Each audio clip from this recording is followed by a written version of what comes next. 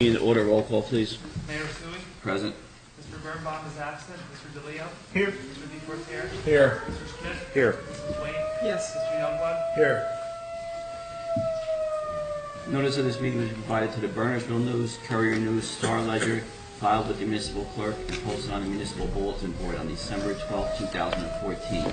Please rise for the Pledge of Allegiance. Pledge allegiance To the flag of the United States of America and to the republic for which it stands, one nation, under God, indivisible, with liberty and justice for all. Sorry, can you get in? All right, presentations, we have none scheduled for this evening, so move to approval of minutes of March 23rd and April 13th. All right, moved by Mr. DePortier. Do I have a second? Seconded by Councilman Schmidt.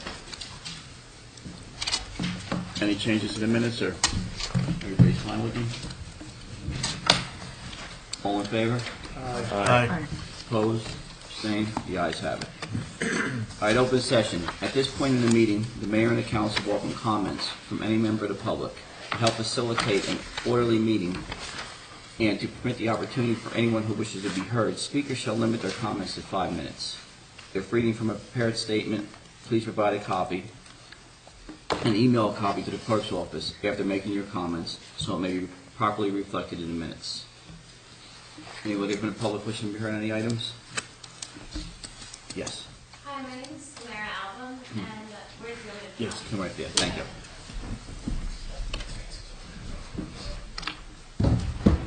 Okay, so I speak into this mic? You're fine right there. Ladies and gentlemen of the jury. Be careful what you wish for. Samara, this provide your address to the clerk also. Sure, my address is 9 Borough. So I'm here because of the True Green issue that's on the agenda tonight. So the World Health Organization, which is not a fringe organization by any means, you should all have heard of it, just recently came out with a study saying glyphosate probably causes cancer. Glyphosate, if you're not familiar with it, is the main ingredient in Roundup that is currently being sprayed on the town playground in Kiwanis. I'm not sure if you guys know Pam Hoyt. She was an 8-year-old who passed away from pediatric cancer last summer. My neighbor, Connor Crooks, who's 3, is terminally ill with cancer. That's potentially 2 deaths in less than a year of pediatric cancer in this town. It's real and it's happening.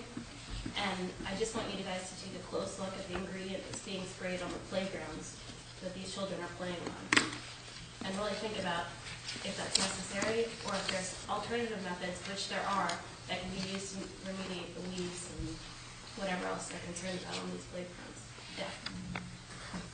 I guess that's my point. Okay. Do you have any questions? Anybody have any questions, or we have this on the agenda? It's on the agenda. Yeah, later also. Yeah. All right, thank you. Thank you. Anyone else from the public wishing to be heard during the open session? Seeing none, I'll close the open session. Move on to ordinances.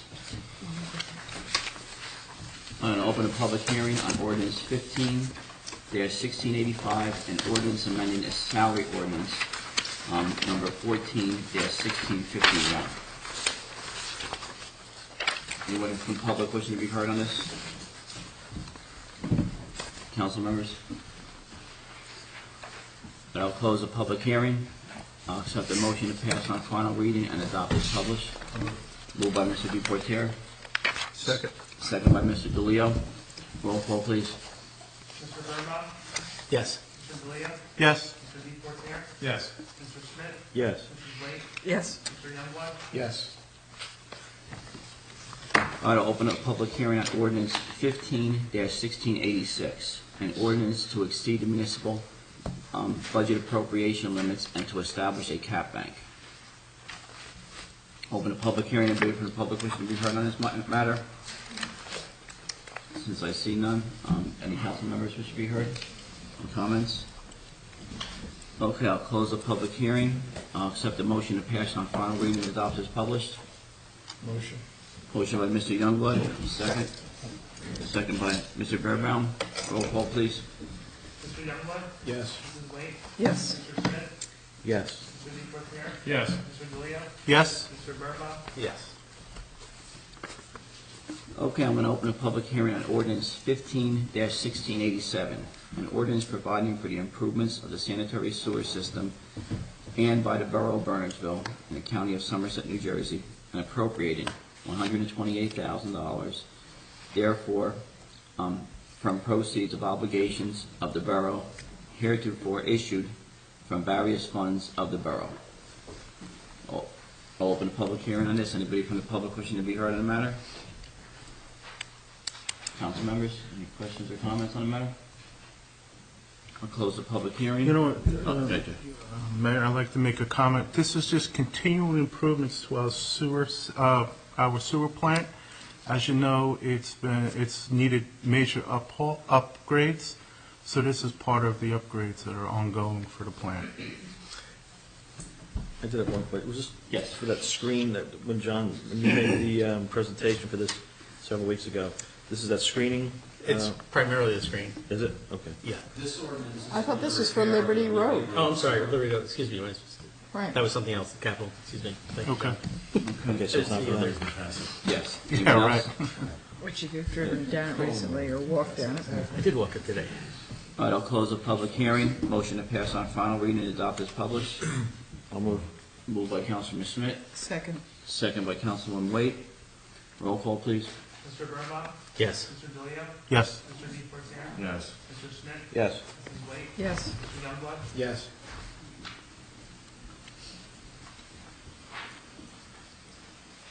All right, ordinance 15-1688, an ordinance to amend the Borough Land Development Regulation establishing standards for parking in a residential front yard. Be introduced by title, passed on final first reading, published according to law, and that a public hearing be scheduled for a meeting beginning 7 p.m. May 11, 2015. I'll entertain a motion. I'll move. Moved by Mr. DePorter, Second. seconded by Mr. DeLeo. All in favor? Aye. Opposed? Abstain? The ayes have it. Me. What's it? Aye? I oppose it. I still, Okay. you know, we haven't dealt with the issue if the cars come off the lawns, and I don't think they belong in the front lawns, but where do they go? And I think, you know, are we just solving one problem to create another one? Right, there is a public hearing.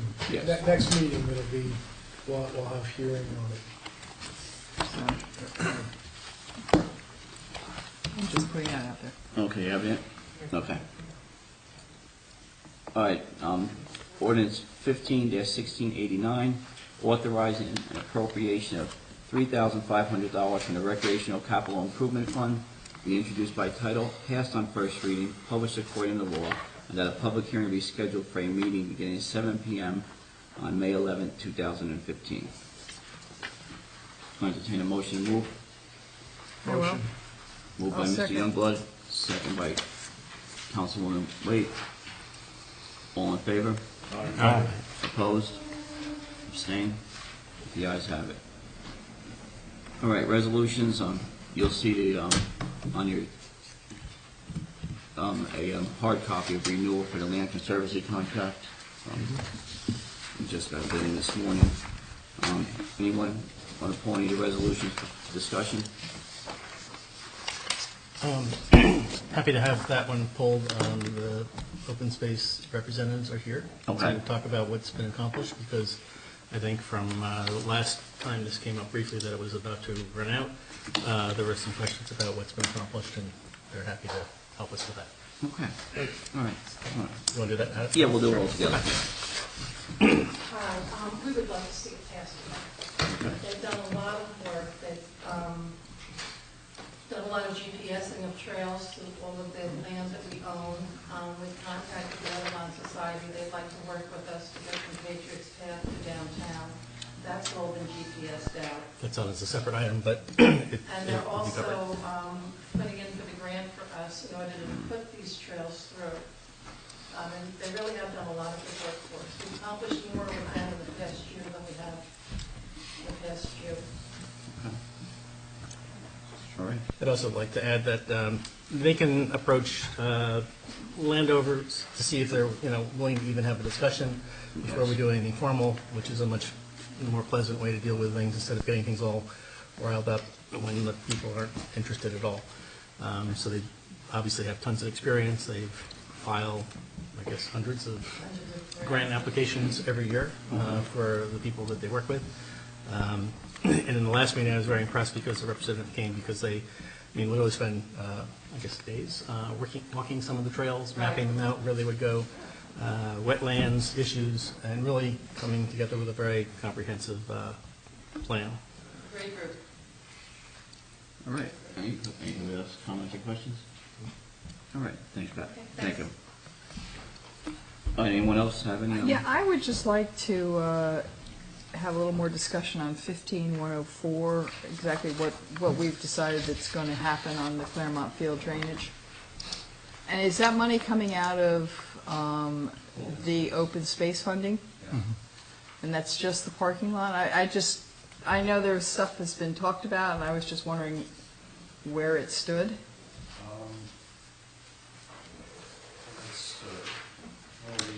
We filed an application to DEP, we received permission for a discharge right next to where the old handball court was. Piping To the right side of the parking lot? right along the fence. Depends on your orientation, Right. understanding, right? There's a long fence where the handball court is. Almost directly opposite where the eligible pipe for the Claremont drainage project comes out. Okay, right. From that outfall, it goes across the parking lot. There's catch basin to catch runoff before it makes its way onto the Claremont ball field. Then there's a length of pipe that goes up and two catch basins that will catch drainage that comes off of. When you say catch basin, Storm sewer. we're just doing sewers, because I'd heard talk about doing a drain right across Park Lane. There will be a pipe going across. Not a pipe, There'll be but one on I either was talking side. about an open pipe, not an, Not a trench drain. No. No. okay, that's probably, you, Catch basins on either side of the road. As the road's going to be curved, so it's not that long of a length that we have to worry about running drainage up the road. Right. So that'll catch the water off of Park Lane before it makes its down. Has a chance to wash out onto the basketball court like it has for many years. okay, I was just curious as to what exactly was in that contract. Okay, anybody else have any questions?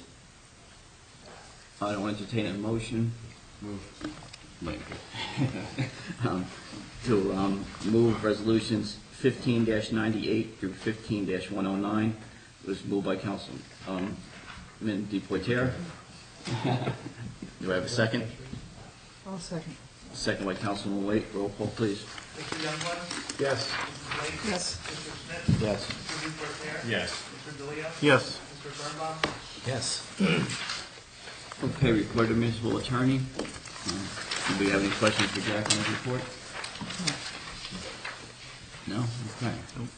Council committee reports, public safety? Nothing since 2 weeks ago. I mean, the police are still paying attention to Mount Airy. That's the biggest issue that we have. I haven't had an update on the library generator in the last 2 weeks. I think we talked about that 2 weeks Yes. ago. So really not much has happened. Okay. Finance and personnel? We're going to be having regular meetings about some of the capital items to finalize that so that we can hopefully do some reorganization of our financing and get us on a more steady path. And we'll be doing some personnel things as well, since we've got some resignations that will be coming along. We have to start working on the replacements. All right. Sorry, not resignations, retirements. Retirements, yes, there you go. All right, engineering, technology, and public works. All right, so we had a meeting last Tuesday, and John provided an extensive update. We have several roads that went out to bid, Lakeview, Roebling, Hartsgravel. Bids are due back probably the first week in May, John? Yeah, May 5th, and we had over 21 bidders, it looks like, so it's, hopefully we get some good prices there. The drainage we just discussed for the Claremont Ball Field and Park Lane. They've selected road construction, Mine Mount Road, Binder and Park. We're moving forward. We need to still have discussions with the property owner on the corner, and we can discuss that in closed session. Sycamore Hill Road, plans should, for the engineer, John, you have an update for that? Yes, that'll be going out to bid early next month. Okay. Post Kennel Road, We need to still walk that with the engineer to determine the extent that widening and base repair will be needed before the road gets resurfaced. and we received a $175,000 grant for Post Cunha Road, which needs major work. That's probably one of our worst roads in town, so we have to allocate around $10,000 for engineering, and we'll get that done soon. Our next steps is for our next year of projects. As you know, many of the projects that were supposed to be started last year have been moved to this year due to a petition that was signed. So those projects are coming up this year. Now we have to talk about the next series of roads, which we'll start talking about soon because we have to discuss the funding for it. So there'll be a next bunch of roads selected for the next round of repairs. Claremont's. Just for clarification, I mean, there is a long-term plan. It's just a matter of whether they're going to Yes, complete that. There was an overall survey that's been done, and yeah. So what happened is 2 years ago, after we got the road survey back from our engineers, that John and his staff put together a plan. We sent the first series of roads out for bonding last year, and then it was blocked, so we got delayed around the year. So most of those roads that should have been done last year are coming up this year, so we're delayed a year. Now we have to go to the next set. So there is a cluster of roads that were discussed with the Public Works and the engineers. So we have to take a look at that and see if we need to modify that, because some roads have fallen apart. And you know, because of our two bad winters. Yeah. So we have to take another look at those clusters of roads and figure out what's the next set of roads to be taken care of. And of course, we're trying to get the worst roads done with this next pocket of money. John, just so as residents we know, do you have a rough chronology of what roads will be worked on during what months? You know, you're talking about Post Kennel first and Hardscrabble or Lakeview? I'm trying to... The drainage bid is out for Hardscrabble, Roebling, and Lakeview. Once that drainage is done, we'll be moving into pave. We're hoping that the timing will work out, that we can get in there as soon as school is out, because that's when we'd like to get into Senior Drive. And then there's an item discussion about the swim pool driveway that we also like to pave. The bulk of the work's going to be done July, August, and September. But a lot of it will be done right at the outset when school is over in July. Sycamore Hill's got a little bit longer life to it. Mine Mountain, because of some issues with gaining easements, may go a little bit later. So wait, Sycamore Hill will still be done this coming year, or do you think you said it's got a longer life? So It's more involved. Oh, okay. It's not just paving the road, but it's drainage, curb, reconstruction of the roadway. I got a quick question. The engineer's estimate for Claremont was almost $55,000 and came in at 44.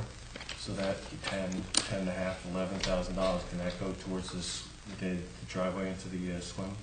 Yeah, we'll probably discuss that when it comes That's up. probably a good idea, right? Yes. Yeah. That's a good savings. Okay, we also talked about maintaining the roads that are in good shape, so we've put in $50,000 in this year's budget for seal coating some roads. So we're in the process now of selecting some roads to be seal coated this year. Our goal is to stretch the life of roads that were done 6-7 years ago. That's really the goal of seal coating, so that's what we'll talk about at our next Public Works meeting. The other issue came up was the swim pool driveway. The circle that goes around the school, this winter really did a number on it, so it has to be paved. So we'll talk about that later on. are we responsible as a borough for the school driveway or just the swimming pool? That is out up to the tennis court as town property, Okay. after that the school takes over. And that was really a bulk of the meeting. Oh, good work. A lot of Yeah. good work coming out of A Public lot Works. going on. Yes. All right, any other subcommittee reports? Or smaller committees? None? Just one Yes, other Jen. thing. Two things, we all have to do the financial disclosure thing for the borough, but then after that, we have to do that safety video, and that we actually have another month for that, but time goes by. Yes. And it does save us a couple bucks on our insurance. All right, True Green, items of business. Mr. Olson, would you come up?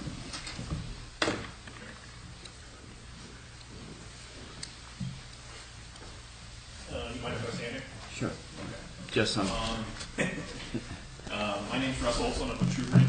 I'm business development rep for the South End office, which came from Bedminster, North Jersey, Staten Island, Central Jersey, Middlesex County, Trenton.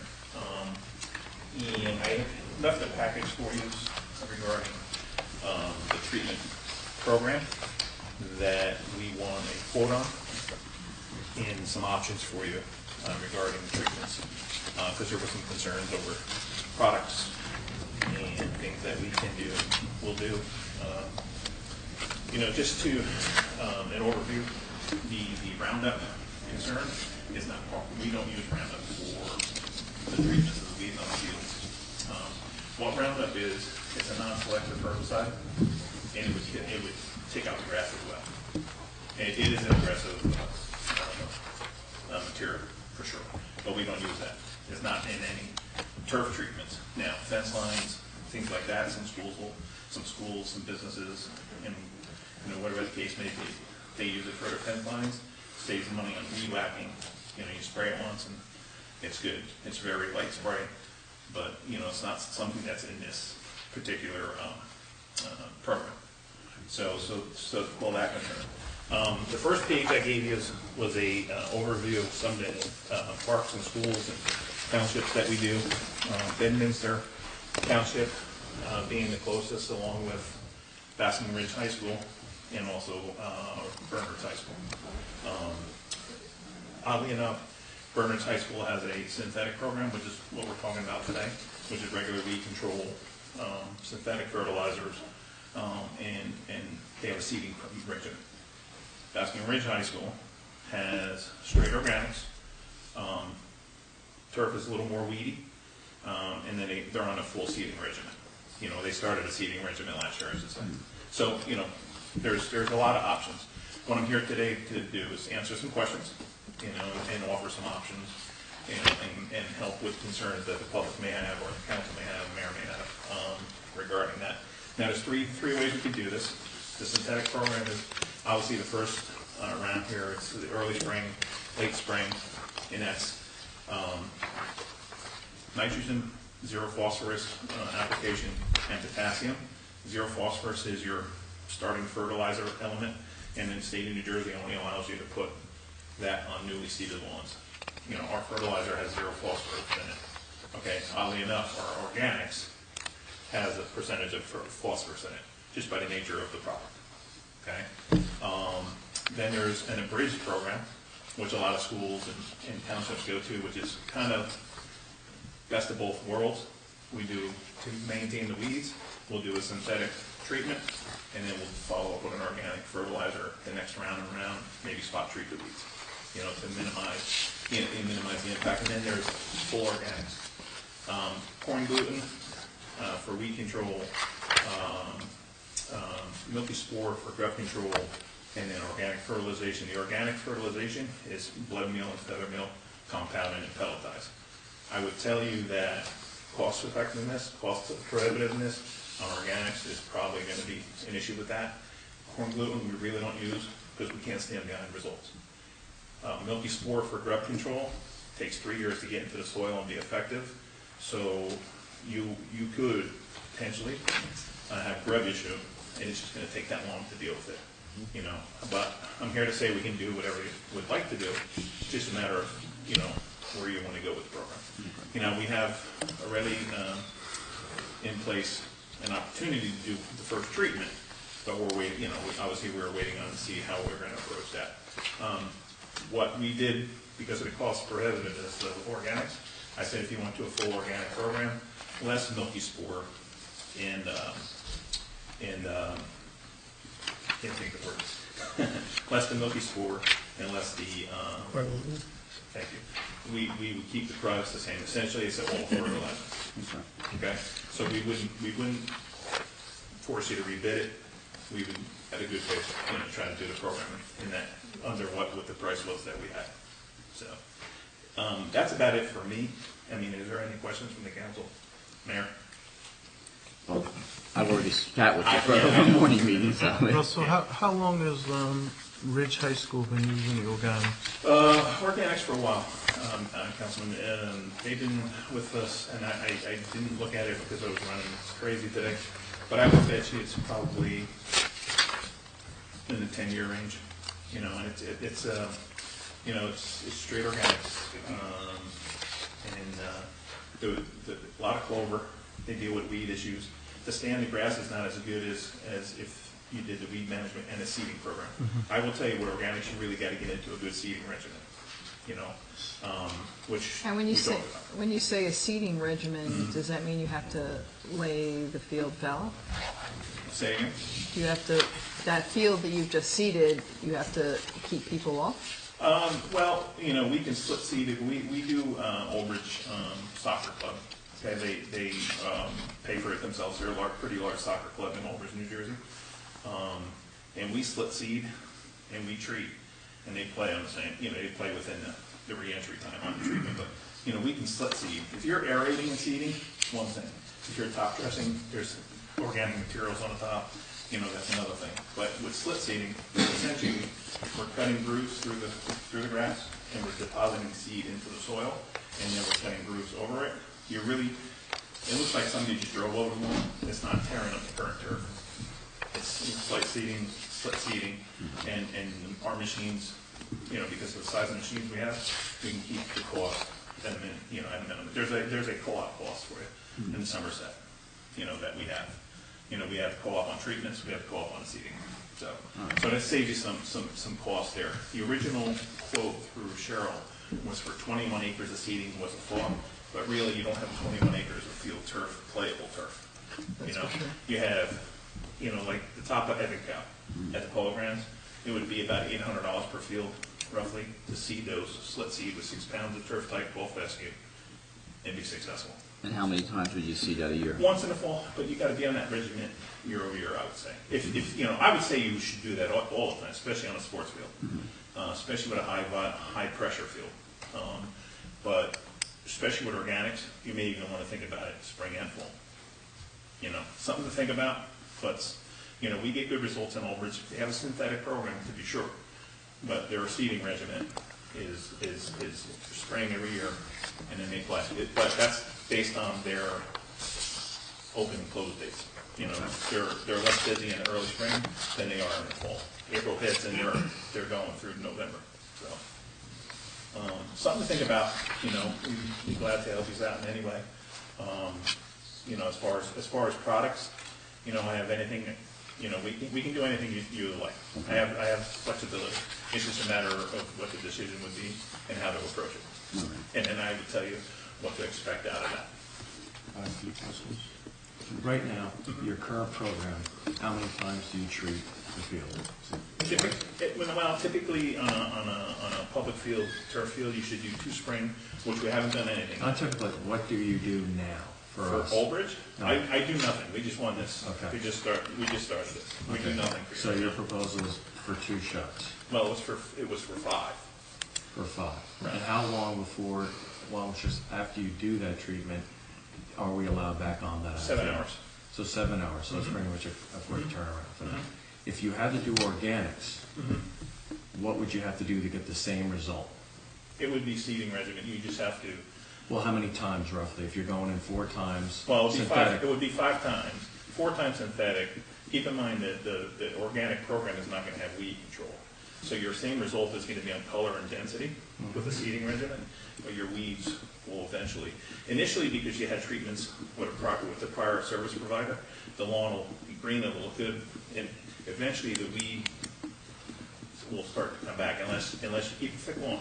Best defense against weeds is a thick lawn, 100%.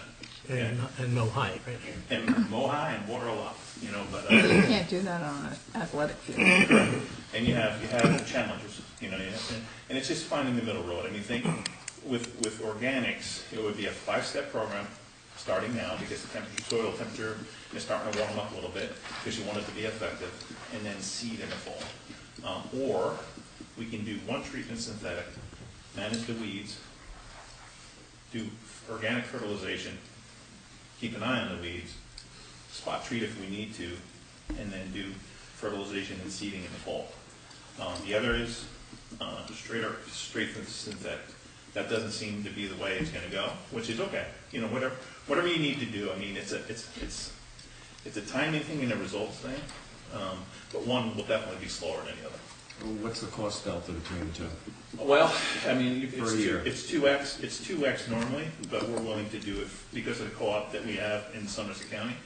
I'm willing to do it at the same price based on the questions coming after the fact. I talked to the mayor and Councilman DeLeo a little bit prior to because they had some concerns, and some of the residents were there. So I said we would keep it the same, at the current price. Yeah, because per treatment. you were here, you heard Mrs. Allen say that the glyphosate. Do Yeah, you use any of those in the synthetics at all? No. Because what she said was it might, according to the World Health Organization, cause cancer. You said it might. They said it probably, I was supposed to. So they're not exactly sure then. Well, Right now. I understand the concern, and I have situations in my family as well with cancer and stuff like that. So I understand the concern. If you notice in the package, we look very hard not to use things that are carcinogens. And it said in the list here, if you read the package, it has it. What Roundup is it's oddly enough, it's salt and vinegar with some boost in it from the diphosphates causing the issue. Okay, and it's not something we use in the program.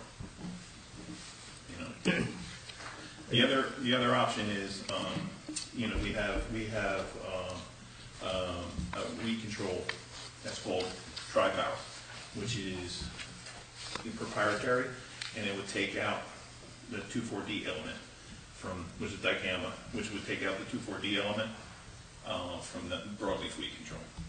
Everything else being the same. So what you have is approved by the EPA.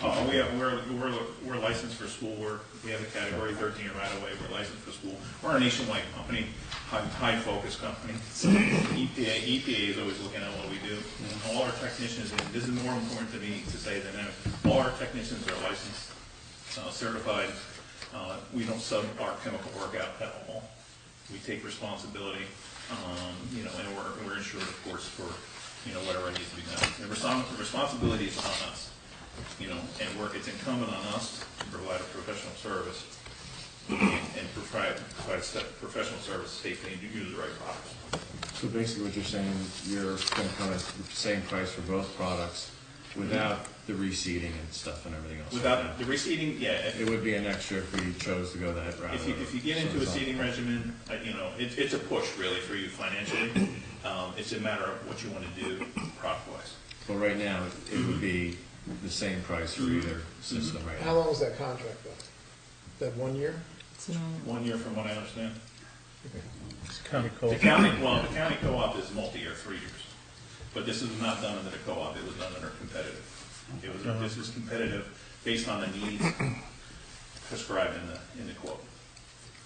Because it was different than the county co-op. Well, I mean, Yeah, okay.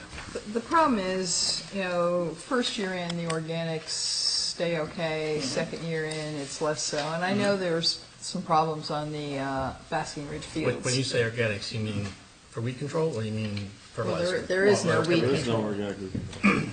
I mean, organics is basically fertilizer. It's chicken feather meal and blood meal. It's fertilizer. Fertilizer. Right. So, I mean, You're taking the weed control component. right, as time goes out, and we And crab only, pest control. and crabgrass. You know, as time goes on, and we have a fairly minimal weed control program, but, you know, we only have a very limited number of fields. And resources to take And care of it. resources, so, I mean, our problem is, balancing, you know, the need to preserve our fields with as low-grade, weed control component as we can, you know, And that it's would be- determining that balance. Right, and that would be your best of your both, in my opinion, the best of both worlds is a bridge program, where we do a synthetic treatment, manage the weeds early. I know parks are super busy, more so than ever before, because of the schools are sharing with the towns, and towns are sharing with the schools, and you have leagues now, especially in areas like this, there's a high volume usage on parks, which is good. That's what you want. That's why you have parks. And to your point, you want a playable field. You want a field you're proud of. We can bring that to you. We can bring it to you either way. It's just if you want to invest in a seeding regimen at the end of the year or in the beginning of the year, we can do some things and take out the Escalade, which is the regular synthetic fertilizer, and put in our other element, which is the Tri-Power, which is a little less, the chemistry is takes longer, and then it's full organics. The other things we provide to you too is, one, I'm on site with a supervisor, so everything's managed. We can do, for argument's sake, not that this is the plan, we can do Evingtown and Polo Grounds full synthetic for the first treatment, and then go to Kiwanis. Is that Yeah, so we can go to discussed- Kiwanis we and dis- use organics. Yeah, we discussed right the there. playgrounds So in we particular. can do things on the fly. So it's not like it's going to cost you more, because the guys will carry what they need for the square footage they have on the truck. And if I need to send 2 trucks, that's what we do. Or we'll do that field another day. Well, it looks like the only upshot on cost would be if we do go to the seeding, which is roughly $800 a field. Well, which you it's mentioned before. $800 an acre, prorated to the square footage. Okay, so I came up with that based on a county co-op, and looking at the 2 fields I left you a picture of. Okay, if you look at one is like 50-some thousand square feet, and the other one's 60. So you're in the 800 range. 650 to is an 7. acre. Yes, it's 700 on the average on 43,000. Right. And then it's prorated on square footage increase. Okay. Delivered at 6 pounds per thousand. Turf type 12 fescue, premium seed developed by Rutgers. Very, good seed. Rutgers, everybody knows what Rutgers is capable of, so that goes without saying. So, the other things we do provide is there's in the package there's a pre-drafted notification letter that we can provide for you. If you go to a few pages after that, it looks like a warning card. In reality, it's an OPTAG warning card that lets people know we're coming to treat. This one here, and I fill out the information, the number, and then our number is here. If people need to reach us. So if there's a concern, when did you treat? We leave the time of day where they're, it's usually the reentry time we put on there, and then we go. So basically, we got there 8 o'clock in the morning. I can when the get dew's there. on the grass and everything else.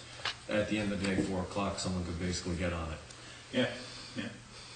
7 hours. The law says 7 hours reentry, and that's stretched out. Okay, Yeah. that being the law, what do you recommend staying? 7 hours is good. Is there a People way polarized. that we could post those dates? I mean, do you have I Whenever. understand a little bit that it's whether there are, Right.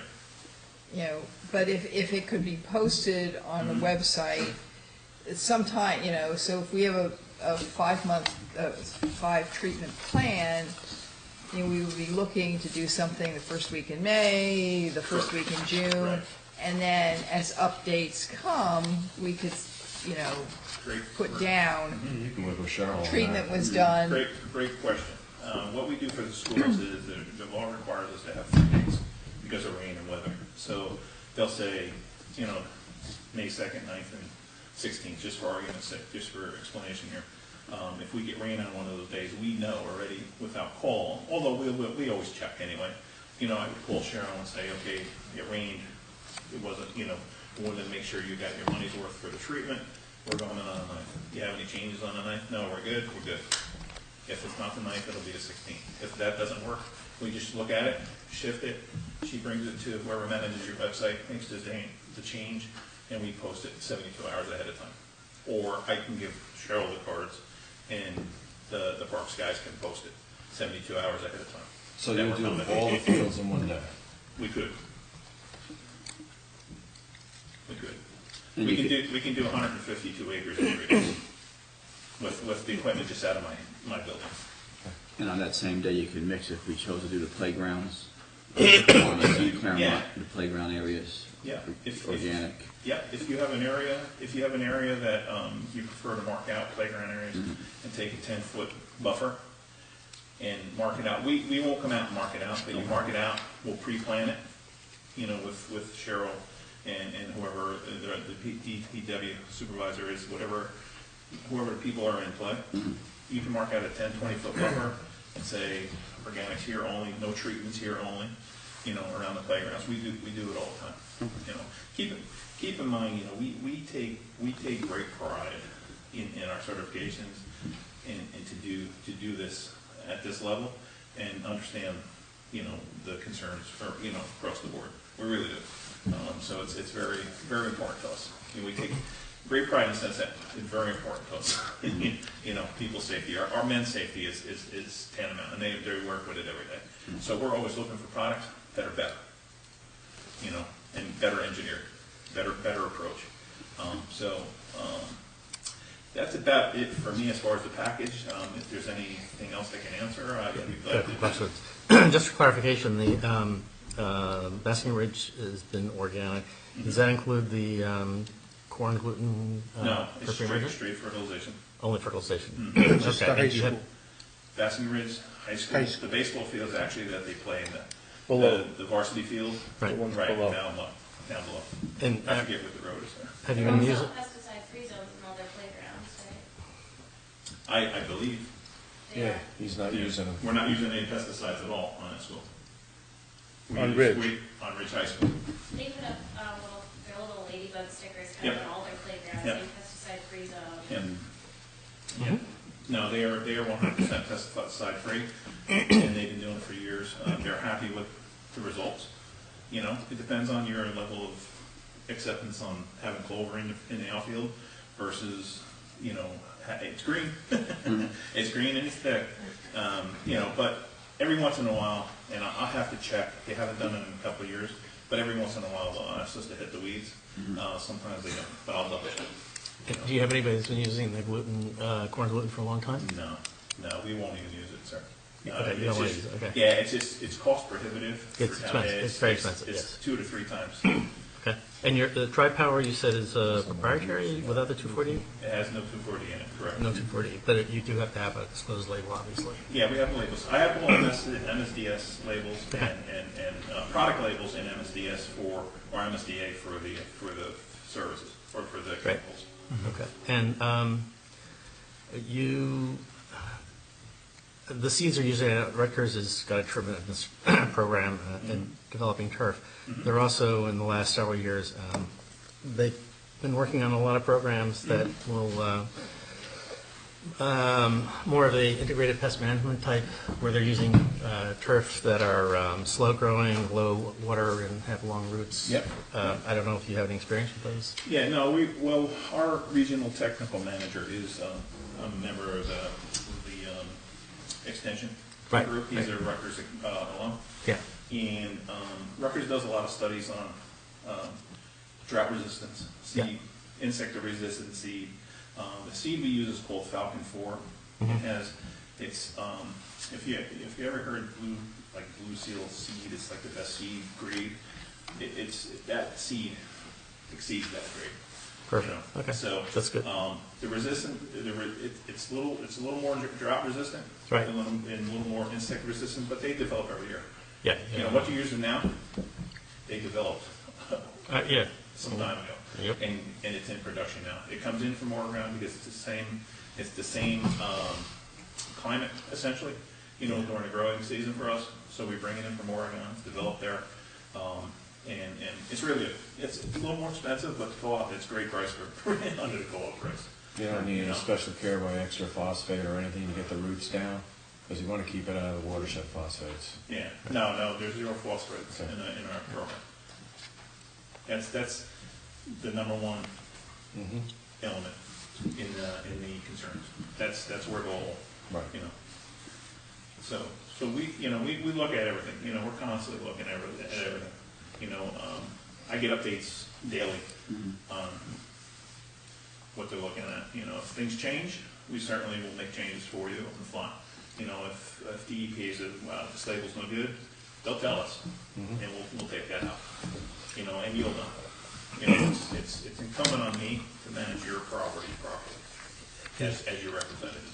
Anything that you do in your package for fields that are compacted, not the best grades in the world, any of those things? Old Bridge, they left us for a while for financial. And the results tailed.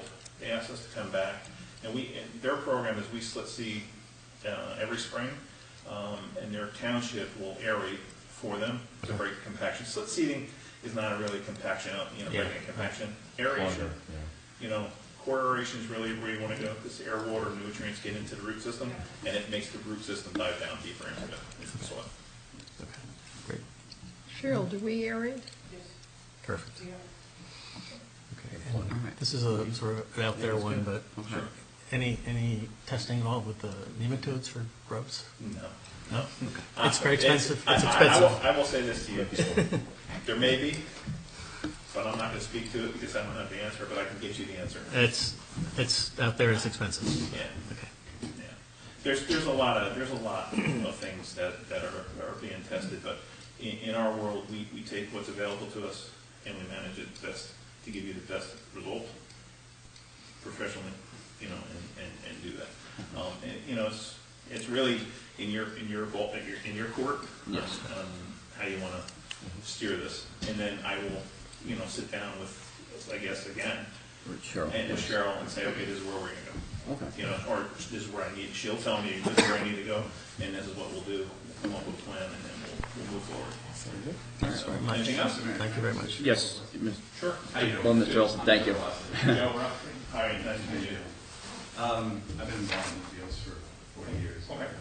I just want to ask you, we also went to Rutgers, and we talked to Dr. Murphy, and he was the one that put our spec together and told us what seeds to use and whatever. At the time, the council voted to go organic. The field went basically dead. We could not grow it. And we wasted a whole year.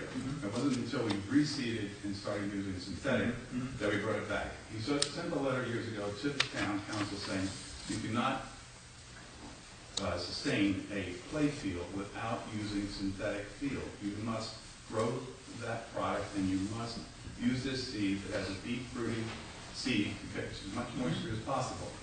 Now we've done that over, we took his spec of 5 feedings a year, weed killing, and grubbing when needed.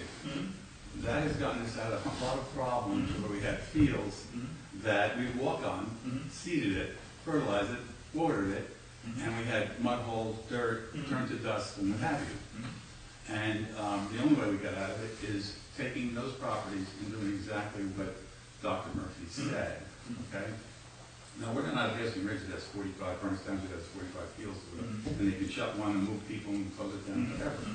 And we don't have the dollars that they have to expend. But if I took you to the fields right now, and I guess you've been there, and you cut that root base out, we've developed a root base like this. Oh, yeah, no doubt. When those kids go on there to play, even if they beat it up, we know with a little water, whatever, we got growth instantly. Yeah, the program, even with the bridge program and the synthetic program, is designed to work at the root system of the grass and get the grass to die further. It's root development is really what it's trying to do. Yes, That's the whole thing. That's the whole Great thing. point, it's root development. With the organics, yeah, I mean, I think it can be a concern, all organic.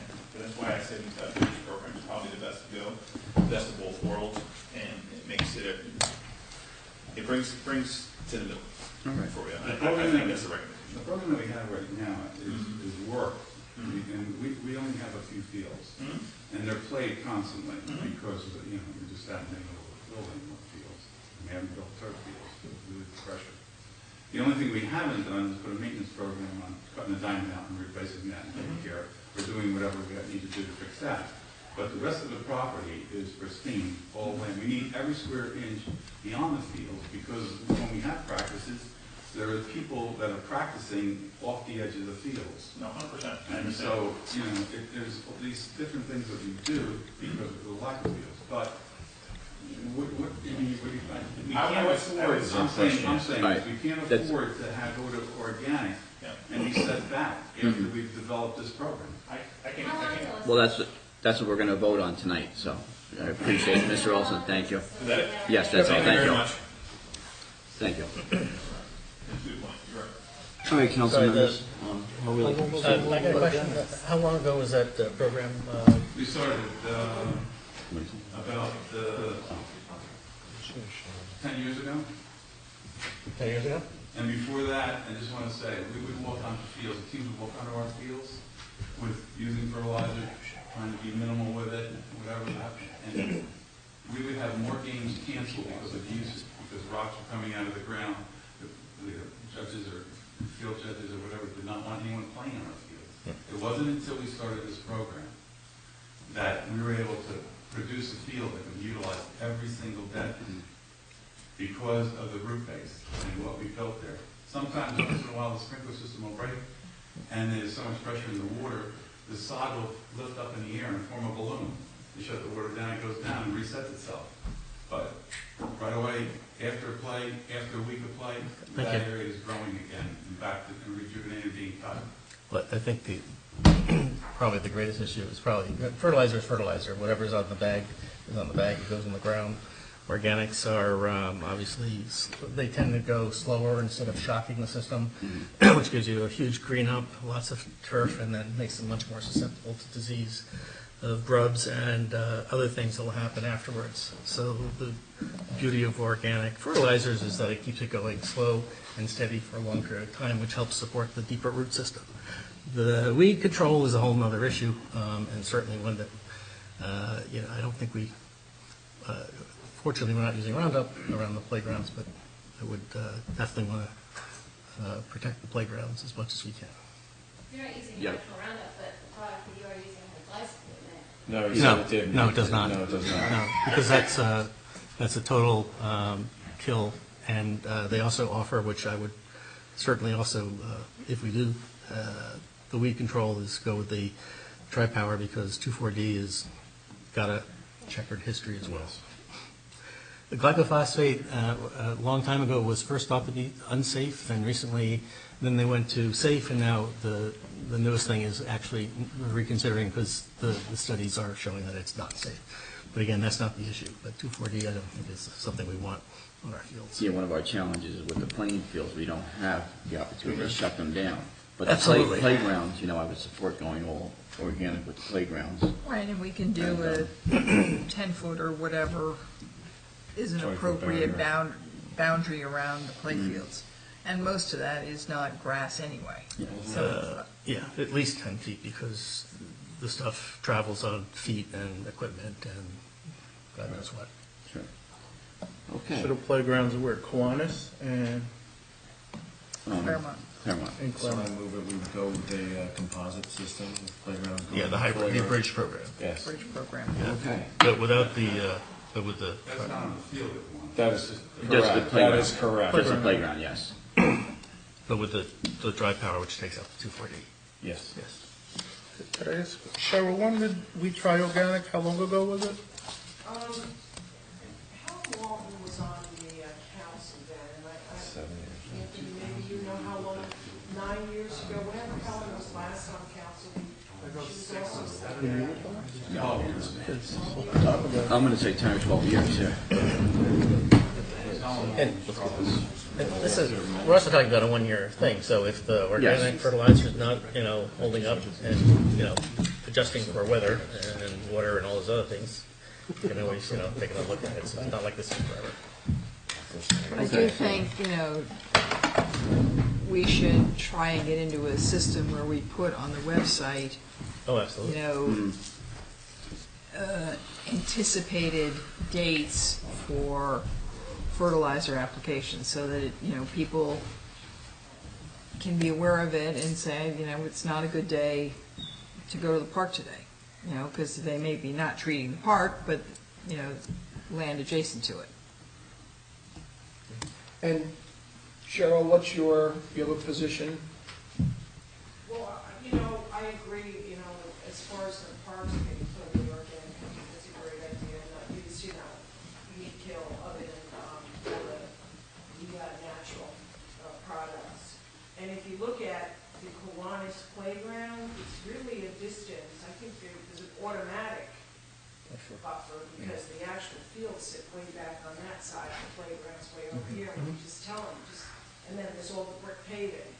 So we can ask them not to stay there. The only other concern I do have is poison ivy, which is a huge issue on some of our fields, is something that we might have to look at to take care of those products. That item. But other than that, it's your decision. The poison ivy's on the perimeters, or I'm sorry. where's the poison ivy? There's some over here at Rose Right Bowl, here? there's some at the pool, I believe. There was some at Kiwanis, it's been since a lot of the weeds have been taken down along the fence line, it's great, but, it's highly allergic to that, wall stone, so that's something I really don't want. Okay. I know there's some broadleaf organics that are safe. I don't know if they're really effective on poison ivy. We haven't used those in a while. Yeah, I just bought some, and I'm going to be playing with it myself. So. All right, so does the council agree we'll go organic in our playgrounds and on our playing fields, keep with our regular program? I think we went with the bridge. The bridge program. What they call the bridge program. Okay. Is everyone in favor of that? Now, the only other subject that was brought up was the slit seating, and at this point, I'm not sure we have in our budget to do, we see that at $2,500. I think rec ought to come back and say, hey, look, we need to do seating, if it's necessary. Well, we do seating every year, but we don't have them crisscross and putting the slits in. Seating, we have them do the seating. Yeah. I think Might get us a better product. at the it end. will be more effective. Typically, the fall is the best time to do it. So, The slip seating price for the full, all our fields came in at $17,000 this year. From his, although he said he could break that down some, being that all the fields were $17,000. well, that's not actually what we're talking about tonight, but we could always consider a pilot. Okay, so we're all in favor to go with the bridge program right now? Yes. All right. Seating. All right. Anybody opposed to it? What is, just, Cheryl, the regular seating that we do that isn't the slit seating, roughly what does that cost us? Well, it's, last year. We did it twice, didn't we, spring and fall? Yeah, last year it was like 58, we get a pallet every year. Last year it was like $58, a 50-pound bag. I think this year it's like 70, it's like gasoline, that's how much it's gone up, it's quite costly. So it's like $78, I think, a 50-pound, the ones we get. Right. Okay. Done? All right, please. All right, farmer's market is an item that we have every year. Basically, they just need our approval to move forward. Look forward to it. Okay. Everyone in favor? At farmers market, do we have on our website how to get the permits and stuff like that? I know we advertise the market. I don't know that we actually have anything about anybody who will want to try. I don't think it's on the website right now. We haven't put that on the website. We just put that, with the dates of, for the market, but not. I think it would be helpful if we make that available, because Make the contact? Good. apparently some people believe that if you have more variety, you have, more attraction. Yes, very good suggestion. And the ones we've had have been great, but All right, I'm establishing an ad hoc economic development committee, which I believe you all know. From our business community, I'm selecting Harold Herdorf from the Berners Inn, Nina and Edward Shapiro from Diamond Dream, Eugene Kaplan, he owns a real estate management company in town, and Kathy Palmer from Palmer Enterprises, Studio 7 Art Gallery. For citizens at large, Robert Frawley, Lord Sems, and John Donahue. And we'll start off with that and then work our way through. Okay, again, it's not to compete with the chamber. We're here to support our business community and work together. All right, Davy, request for pier wall and fence and conservation easement. Hi, Danielle Dobby. So what we're requesting is a fence along Mendon Road on the house that we're currently building, which is located at 399 Mendon Road. Literally, the main cause is A, keep children in, keep deer out, and just really a fence to control traffic going in and out of the current residents that hopefully we will move into at the end of the summer. So. I can speak a little to this. I was at the meeting, the planning board, where they came, and we wanted at first to know what the conservation easement was all about. And at first, no one was really sure. We found out it wasn't for any animals, it wasn't for any species of trees, and it wasn't for any flora, fauna, any of that.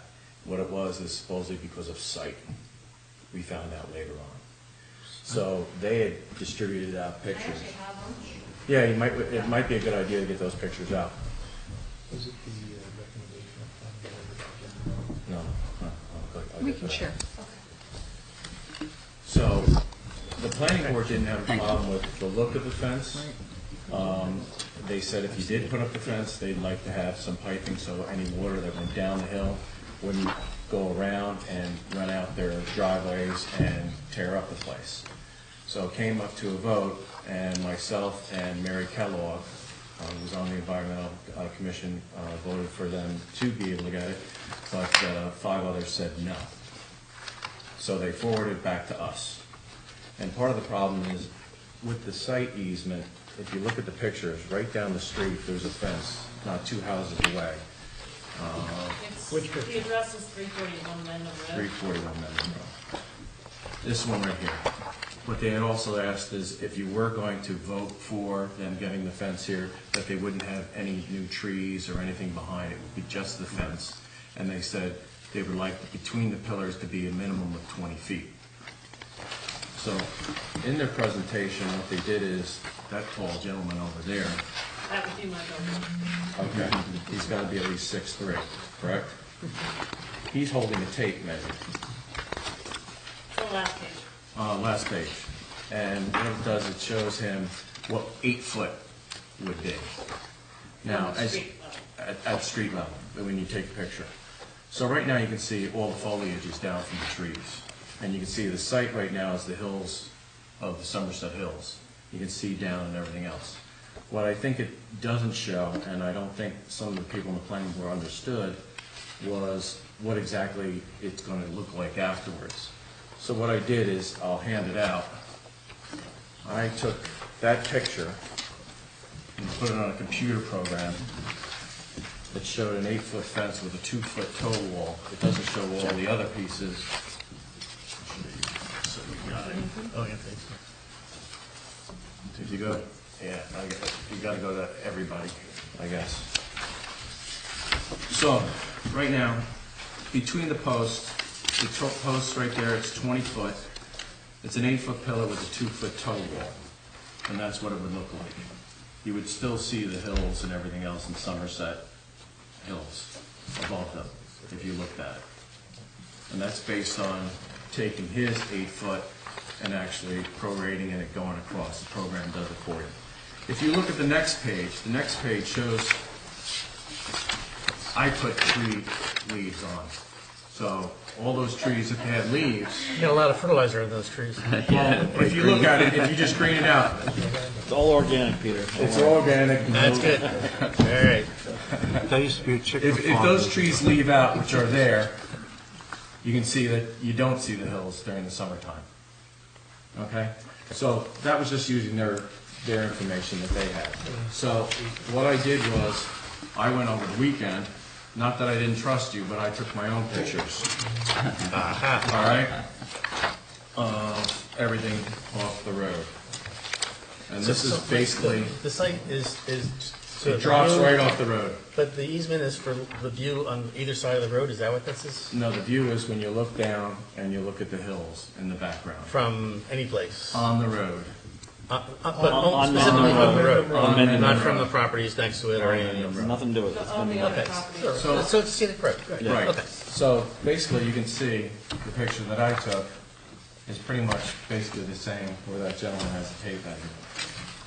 Now, I think the spirit of what they were trying to do was to make sure that you could see the pastoral. That's what Doc Pollock called it and everything else. You could see the hills and everything else.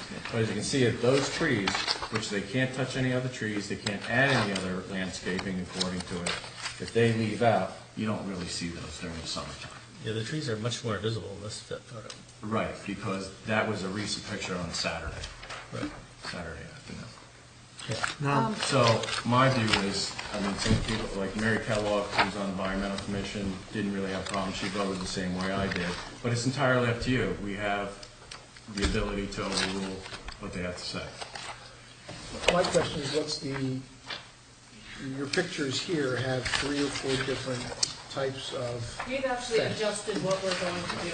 We are no longer interested or are proposing to take out actually that 2-foot wall on the bottom. So it would basically, this is the new fence proposition where it would actually not have the 2-foot knee wall, so to speak, and it would be It was just post to post to post. post to post, so it would be more transparent. There wouldn't be the solid piece at the bottom whatsoever. We felt that if someone wanted to see. so basically, This package was put together for the planning board so they could show what's nearby. okay. So, but there's one in here, That's similar right down the street. The 110 Ravine Way? That one has the knee wall. all right, but you're saying you're taking out the knee wall. Exactly. So a couple pictures back in there, in the package is 110 Ravine Way, which shows posts somewhere between 10 and 23 feet apart without the knee wall. So other than the pillars themselves, You can see through you it. can see through it. So you're talking something more similar to this? Yeah, we're taking the knee wall out. Right. and the gap in the fence is going to be like this? Not the 10, it would be 20. 20 between No, the I'm piers. talking about, will you be able to see through the fence? Oh, yeah, the fence. It'll look like this, probably the fence. Not that exact fence, the most similar fencing type that we would be going for would probably be similar to the 134 Bernardsville Road.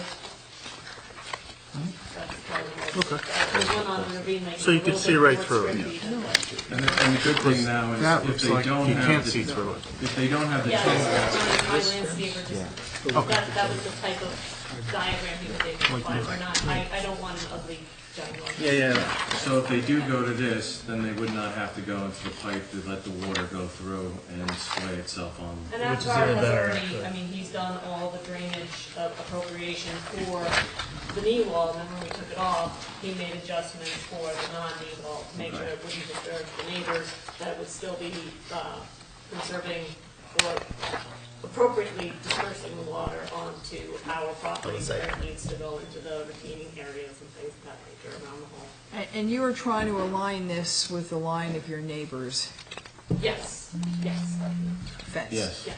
What, if the neighbors had not asked for, to put it in the easement, how far back would that be? We put it, If you put it behind the it easement? would be 50 feet off the road. Right, In but the addition to the neighbors 50. isn't right on the road. No, but the neighbor also, I think it's 18 feet off the road, I believe. It's Yeah. 18, so it would be Back a little 32 18 behind feet, your yes. neighbors. Yes. Okay, that was the number I didn't have. Now the opening, How wide is the opening? To get onto the, Onto the property? I don't have, do you know exactly that? Your I driveway. know that it met all the fire. Oh, that's what I wanna make sure We of. already did the fire, Okay, all right, and we- fine. Even like the stones and stuff like that, and the impervious. Okay, We good. gotta match all the That's- fire trucks to get the. All right, approval perfect. from Yeah, the gate opening is about 18 feet wide for fire trucks. Okay. So it's incumbent to us to vote upon this, and Actually, having this is more consistent with everything else on the road. rest of the Yeah, road. if it's the So neighborhood, yeah. it's from a sight line, it's consistent instead of being choppy this and choppy that, which, However, David Zimmerman's point was, are you setting a precedent? Well, no, because if it's only those two properties that have Right, the the next- easement, and everybody else has the fence. And the Basically. easement already had an exception to it. That was my issue, and one of the council members had said the easement had been an easement to the former owner because he was requesting a fence as well, and that's actually not true. I have the former owner here today. He never applied for any fence whatsoever. He only applied for the piers and was granted them. Okay. Well, I'm Peter, by the way, my car's over, can you ask me any questions? Came up super duty. So it's basically an up or down vote. I mean, I propose that. We have to do a roll call, Jack, or? Yes, I would do a roll call. Okay. And so we're allowing a fence 18 feet off the road, no knee wall. wall. No landscaping behind it, no trees coming down, 20 feet between each of the 20 feet between the piers. piers, How big are the piers? 8 feet tall. Wide, I mean. About 2.5 feet? Yeah, 2 by 2. 2 by 2 roughly. That's Are you what mixing came out the of the knee program. wall on your own choices here? Say that again. Are you getting rid of the knee wall because you're choosing to get rid of it? Yeah, the knee wall, we started to look at it in the way that it sits. It just didn't make sense. Not adding anything? Right. Okay. And it was the type of thing that even look-wise, we want people to be able to see everything, and it was kind of, I don't know, it just looked odd when we had an artist actually made a rendering of it, we decided. And also, as you mentioned, the water getting to where it needs to be is a lot better. Yeah, I don't long-term. want the road to flood any of that. Things change over time. All right. All right, so we're gonna, move the request for 18 feet from the road. Anything else from the planning board? No planning anywhere within the conservation easement, Okay. no knee wall. Rather than say 18 feet, I think I would rather it be said in alignment with the neighbors, understanding that it is roughly 18 feet. But, you know, if they're 19 and a half feet, you don't want to be 18 feet. Well, one of the things that did come up, we want to make sure if there's a tree in the way, we try to avoid the tree. That was That's one of the biggest things. Yeah, there's some nice larger trees there, we want to make sure we Right. avoid them, we go in Okay. behind them, we don't girdle roots or anything Okay, like that. that's fine. But by saying 18 You're feet. just saying allow some flexibility. Yeah. Thank Okay. you. Yeah, I mean, Sandy actually ironically made a perfect cut through it. Probably 35 trees within that easement came down. And, I mean, if anybody tried to get by London Road, you saw a lot of my trees, which was disheartening to us, but it did create a natural path for the fence to take where there would not be a single tree that needs to be felled. That's fine. Okay, so, you got that in? All right, roll call, please. Mr. Bernhardt? Yes. Mr. DeLeo? Yes. Mr. DePortner? Yes. Mr. Schmidt? I have to abstain, I'm friendly with Mrs. Dobby. Mrs. Wade? Yes. Mr. Youngblood? Yes. Motion carries, there you go. Thank you very much. Thank you. Good luck. Thanks. You want to take those back, or you want to? You probably have greater use for them than I'll me. tell you I'm going to put it on my refrigerator. It's a computer program, that's all right, son. All right. Too much time.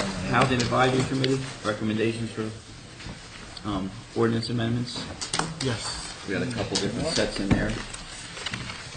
So these are recommendations that have come down from the Housing Committee.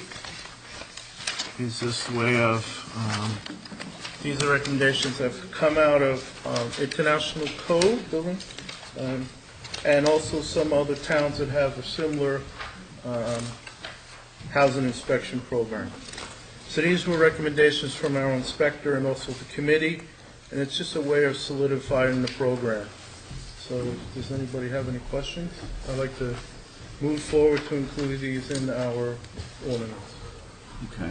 And where are these? Were they in the packet? They're in the package. Yeah. I don't know what page they are. Legally, we didn't have any problems, They did were we? Jack? highlighted. I had a couple minor problems. If you look Okay. at the table I did, just comparing the proposed language with the state housing code as well as the international property maintenance code. The first one, part I have a problem with saying no more than 2 occupants per room for sleeping purposes. I'm not sure we can justify that if that were challenged. Isn't there a HUD equation for that? So many square feet? Yeah, square feet, and that's fine, but just limiting, it seems to me to be arbitrary or limited to 2 occupants per room. You know, As long as they're over 150, I think it is, square feet. Right.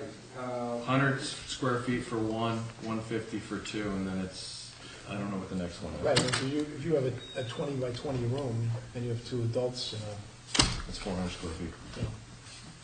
you have Yeah, in there. more, but kids. Right. But Kids you could under a have year one are person excluded.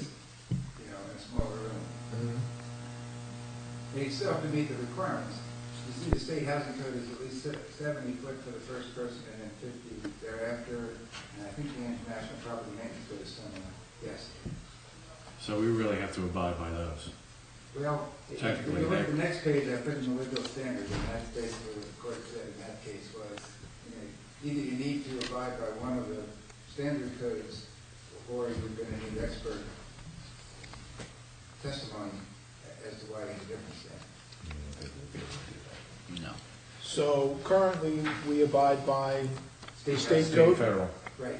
And Jeff, you're suggesting we modify state code? This was recommendations from the committee. So what's your recommendation? We probably should stay with the state code. Yeah, or we could, if you look on that first block, under the international property maintenance code, it does have some additional language about access from bathrooms or from bedrooms. You know, I think that would be worthwhile adding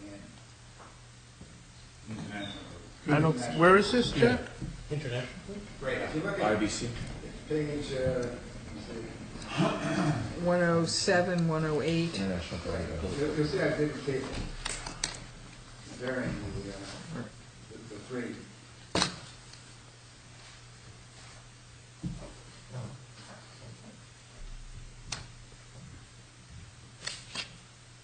So right now, Jack, you don't see a problem with that then?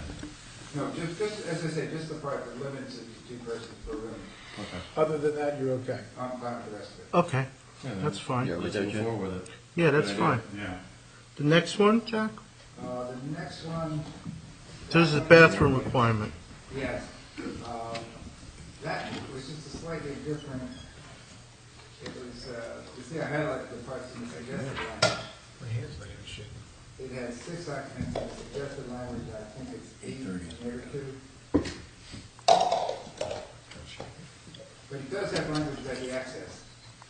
I suggest what I do is go through and take the strongest language, you know, from the 3. In the closet requirements, I don't have a problem with. That's not in either of the other codes, but I do think that the code justifies. Yeah, I think that's something our inspectors really wanted to see. Yeah. I'm fine with that. Yeah. I'm sorry, what would the closet requirement would be, what? 4 square feet. Square feet. Okay, I see, yeah. What if somebody has a wardrobe? That's A shifter room, that's it. whatever the square footage is. It could count. It could be That portable. doesn't say that here, though, right? Yeah, they said the closet may be permanent or portable. Portable. Okay, yes, okay, so that's what that means? Yes. Okay. So if that's okay with my 2 problems, I will have an ordinance ready for the next meeting. Great. Sounds good, Jack. Perfect. Thank you very much. Thank you. All right, summer hours. When you send it out, would you mind sending it with the ordinance and then also the changes so we can actually see? Of course, I'll put strike through and Thank you. and show the deletions and additions. Okay, thanks. Thank you, Jack. All right, summer hours. No changes, right, Ralph? We do this every year? 15 years. Okay. All right, anybody have any comments or questions on summer hours? Nope. Seeing none, I'll accept a motion to approve. I'll move. Moved by Mr. DePorter, I'll second. second by Mr. Youngblood. All in favor? Aye. Aye. Opposed? Abstained? None. Okay, 11G, development of Senior Drive basketball courts. I put this on the agenda. I met with Cheryl and a couple parents that coach in the program. And we're going to look at using some open space development funds if the council agrees at developing at least one, if not two, basketball courts on Senior Drive. This is where the ice hockey rink is? Yes. This is, right now, is just giving us permission to go out and spend some money on engineering. All right, so, see, I don't know why I had Claremont in my head. So this is at Sini? Sini, yes. Where the ice skating rink is? Yes, and there's a court up there already. Right. Okay. So, And you're thinking, in the past, we had a basketball court in the parking lot at Claremont. Mhm. And we had the one over at Sini. Yes. Although there have been discussions about different surfaces there and what else you could do if you didn't put a hard. Right. We discussed actually 2 inches of blacktop, and then with the clay top on it, at least 2 coats of clay. So you'd have macadam under Yes. 2 coats of clay. Yes. And would the clay wash off? No. No, it would harden. So basically, the asphalt is used as a leveling course then, I Yes. guess? Yes, a base and a leveling course. And And you what about actually make it like a if clay it tennis freezes? court, roughly. Exactly. What happens if it freezes? So there's no problem. Yeah, clay court. Well, it will freeze. Baseball tennis court, it will freeze. Yeah. It'll be like the tennis courts. Freeze. Now, Yeah, but a tennis court doesn't have asphalt underneath it. I'm just curious. That's what was recommended during the meeting. Of course, we have to go out for engineering. Let's So engineer it, that- and we'll take a look. Because that'll- there appears to be a spring underneath that. Okay. is there, and that hockey rink has not been used for that purpose recently? We can't hold water. There seems to be a spring that is underneath it, and there wasn't an issue until we actually put the macadam Mhm. on that. And then we tried putting a liner, and the liner wouldn't hold the water. Need a liner for the the engineering ice final. hockey. Yeah. For Yeah, the well- ice hockey, not to mention the fact that it cost a fair amount. Well, while we're looking at this, we'll let the engineer look at all that. Before we spend any further monies, we'll go out for the engineering. I'm coming with a recommendation. And let them come back with a recommendation, and then we'll move forward from there, Okay. if that's the appropriate. I mean, spot. the other question I think that ought to be looked at is, can other sports share that space, or would it only be usable by basketball? I mean, right now, youth lacrosse teams unofficially can be seen out there. If there's snow everywhere else. Oh, sure, yeah. So what happens if that becomes a basketball court? If you get kids running around with lacrosse sticks in the spring, is that going to do irreparable damage? Usually My money's kids- on the lacrosse kids with the sticks. Yeah. Right, well, I kids just, are on the grass by want to then. make sure that whatever surface, whatever we do, is Be used Durable. is durable, it is usable by the most number of people. Mhm. I just don't want to rush into putting a basketball court there and then saying, ooh, that wasn't, Well, that's why we're gonna go out for engineering. okay. Super things. I'm fine with engineering, but Well, I I'd think we like need more to put discussion. in the engineering requirements that it is durable, because the skateboards and other things can end up on these courts, and it can be very, very expensive to Yes. fix them. All right. So everybody's okay with going out? Yes. Mel and Jonda, Cheryl, to go out with engineering? Open space, is that what you? Yes, with open space, yes, for the development portion. And Cheryl, you're on board, you think it's good use of that space? Just, this lights and, we could develop programming for that. You could have, leagues, summer leagues over there, and we generate revenue possibly. And hopefully, if it's reasonable, you could also have proper drainage to block, not drainage, I'm sorry, to be able to block into the water, something to look at. Our basketball What- programs are very busy. Yeah. Why can't we use the spot that's gravel on the top instead? Well, we could look at all that while we're up there. You know, the I think upper part. Yeah. There's a lot of land movement. That's quite a bit. To build the court, Yeah. well, we have to get back here to the pool, the snack bar, that's how we get back. Through that gravel parking lot? Oh. But you conceivably could take some of that space, right? So through engineering, we'll come up with a full plan. I think comprehensive plan And then on the best use and how Yeah, to. best use, Yes. maximizing number of spots. Providing access and everything else that you might need. Because it's a You pretty know what you steep need. drop to come down from the pool parking lot to that rink, right? All right, so we're all in favor, engineering? Yeah. Using the open space development funds. All right. Let me just mention something.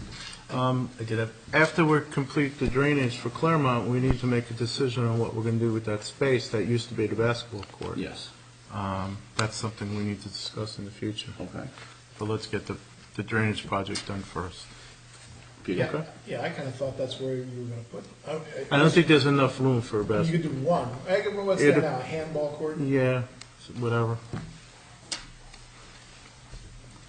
Peter, do you have something? the pavement of the driveway, did we say, is that, The pool thing? yeah, it needs to be replaced? Yes, Yeah, that's number 11J, it's coming up. Okay, good. that's right. All right, request to place a fence in an unaccepted right-of-way of Ford Avenue. There were photos in our package here. And, I'm Chris Howley, I'm the owner of okay, 34. come on up, Chris. 1000 Property Con. Sure, come on up. Right. Do you have pictures? Yes. Yeah, we do. Yes, we do. Yeah. Great. I have it on here. No leaf on the leaves, though. So, my wife Susan and I bought 34 Highview, we live at 36. Bought 34 Highview just about 2 years ago.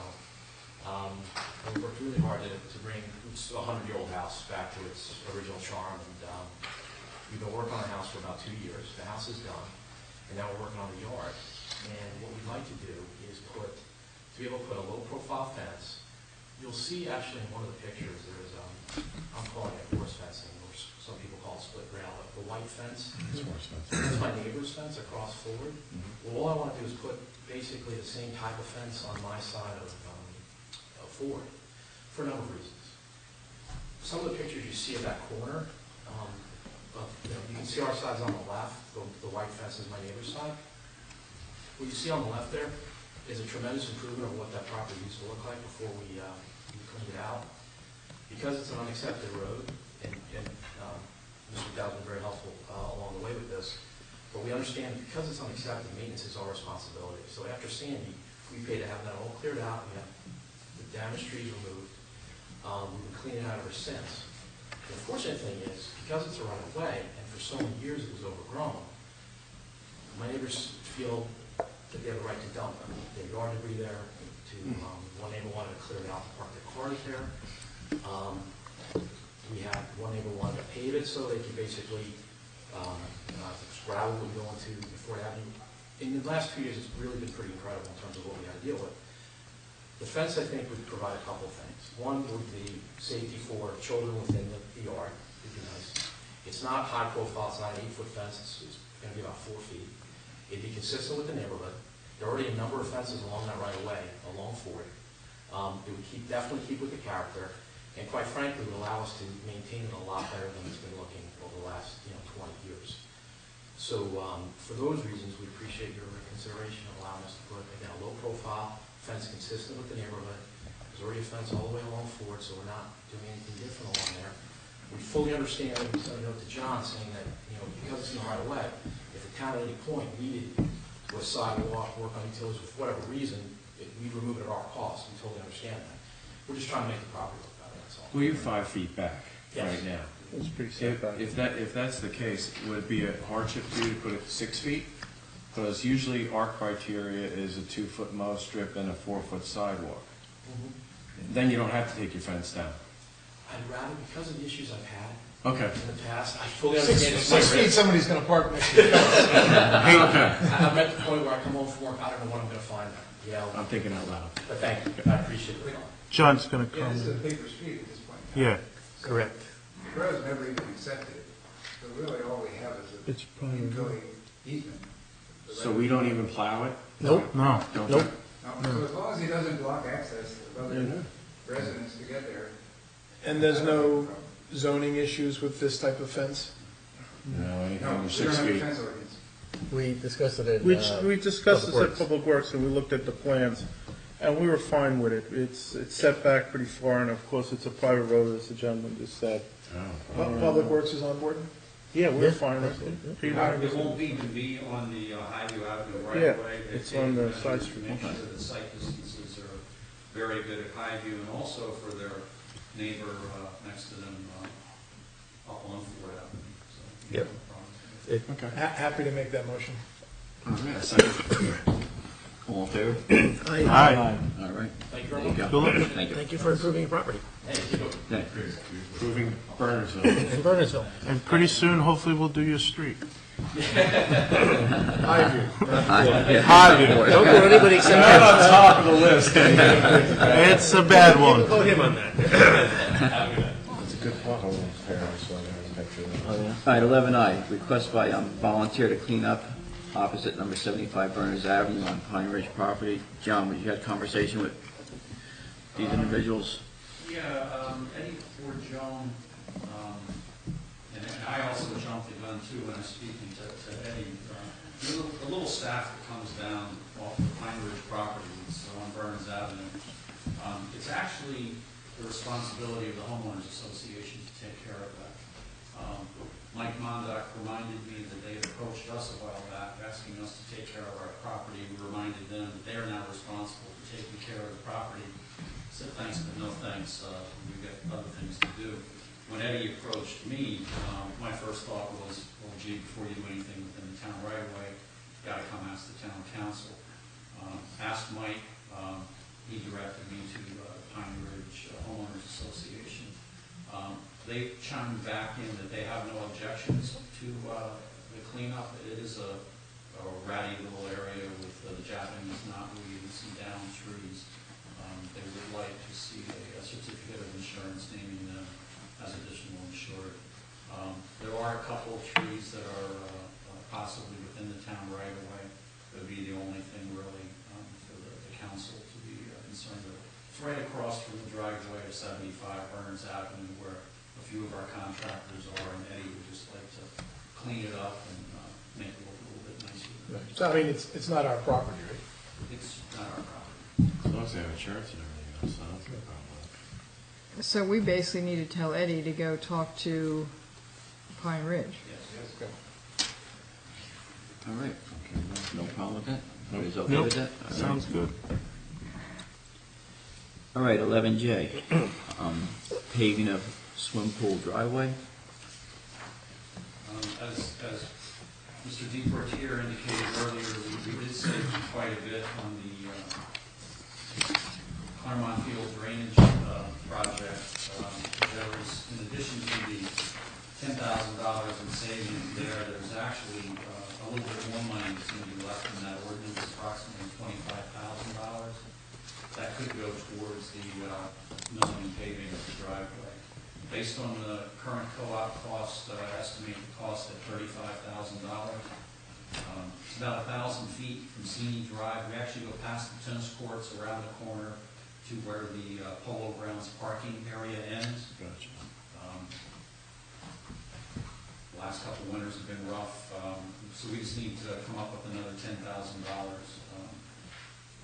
either out of the recreation portion of the open space funds. I don't know if there's another source of money right Well, now. I'm not sure that the schools, or the driveway in the school belongs as part of the open space recreation fund. We wouldn't be touching that. I thought you said we were going to do up to the start of the, Just our At the portion. end of the Polo Grounds parking is where Borough property is. It kind of Right. comes at a diagonal. We would only be doing our portion. so we're doing the road and the parking lot. No, just the road. driveway.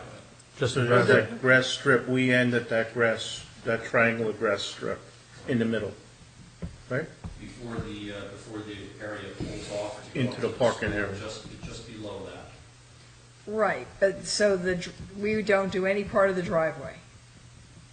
No, we do the driveway. That's what I thought, you're saying we did the Driveway driveway up to the from Sini up to the tennis courts and around the corner. And then stop. And then Right. stop. My point is that I don't think the open space fund is an appropriate source of, it's one thing when you're talking about the parking lot to the pool, but the driveway for the school, Going up to the polo grounds. Parking area for the polo grounds, which can either be accessed through the tennis courts or you can go up and around. I think that's a good point, that, if you're using these open space funds for this kind of stuff, it's basically hiding money out of another pocket that's really supposed to be dedicated to open space issues. This is paving over something that we should budget and maintain, and I think capital improvement fund is the right place for this money to come from. It's a driveway to the swimming pool, it's a driveway to the polo grounds. It's a driveway, it's to a the road. tennis courts. We should be using open space funds for driveways and things of that What nature. if, what if you have the if you got a $10,000 short fund, can you get the school to pay that portion that would constitute the driveway? like, I gather it's borough property, so I think we're gonna probably have to Borough pay property, for yeah. it. Yeah, But you won't cover I that. don't think, Can I just add something to this? I complained to the facilities committee at the school, and it went up to Nancy Hunter about the conditions of that roadway. And if you could think back, Mike, we were talking about a whole plan where sidewalks would come from the back of the Bedwell School all the way down to Sini, and the sidewalk would come from the middle school all the way down to Sini on both sides, to take people from the school to the school and what have you. That has reached the engineering firm that was working on it, from what I gather from the facilities committee, and they're looking at taking care of that portion. They might come back to us for something, but when I was talking to them, I was saying, you use that road 90% of the time. It's time now for you to effectually come up with a design, a safety design, that handles the queuing up and handles the traffic going for drop-off, handles the traffic that goes directly to the middle school, and handles the traffic that goes into the school. So last year, when we were on a committee, we kind of sketched out, at one of the meetings, we sketched out a roadway that would have 3 openings. One opening would come in and it would be marked pool, and the traffic would go in, and there's a catch basin that sits back. That curb can come right around and tie into the pool curbing, which would be the roadway all the way around, but it would take the traffic up 2 lanes or 3 lanes of traffic with herringbone parking to the top, where the traffic can move forward by eliminating that big long island. And then there'd be sidewalks that would take people up to the tennis courts if they park on the gravel lot, up to the polo grounds for parking. And there'd be room for buses along the pool because there's a 2-lane roadway there. Buses that are dropping off teams would drop off there. Now the next road would go straight up and go into the tennis court or the middle school. And the inner road would go directly to the backside of the grammar school, and there could be even an island, so the cars pull in, and kids could get out on both sides, but there would be a protector to protect them to walk across. And that was sketches that were done with the engineering firm. They are discussing that and paving the parking lot at the high school and adding additional parking at the high school where a wall was required for that road that goes down in the back of the lower field. They let that go. They took it out of the plans at one time. They're putting it back. It could be a positive of 20 to 30 parking spaces. So that is being discussed on that level. So I think if you just hold off for a little while. So it's just a table this for now? Into the meetings with them to approve and discuss. But they use that road 90% of the time, and especially with the sports activities afterwards, I think that they can now step up. There's no lighting again. There's a whole lighting diagram of teachers are walking out of school at night in the dark, walking to the pool parking lot in the dark, parent-teacher meetings, anything that goes on here. So that there was a plan developed then that they're looking at right now as part of the bonding rather than just the. All right, but is there a section that has to be paved because it's now? I don't think there's going to be curbing and drainage and whatever, so maybe patching, but. let's reach out to the school and see where they're at, because we don't want Because if it's gonna take, if it's gonna take a either year one of and the everything students, else yeah. for them just to get engineering and then get the funding in place, I mean, you leave Well, I yourself guess our out for liaison can do that, liability. Mr. Mayor. Right, but if they're gonna propose tearing it up, why would we spend $10,000 or whatever it costs? 35. Well, there are two parts of the project, the parking lot And the road. and the road. That's the if they're, driveway. if they're gonna do that. If they're gonna do that, so I think you, So let's, I mean, potentially, when would you do this? Because by the time school's out, the pool is open. So you have a timing issue if you're gonna do it before the summer. The only time we can do Sini Drive is when school's out, so there's gonna be a timing issue with the pool anyway. We can reroute pool traffic through the school property back the other way. We can Through the reroute backside. to the pool. All right, so John, you'll reach out to the school officials and see what they're doing?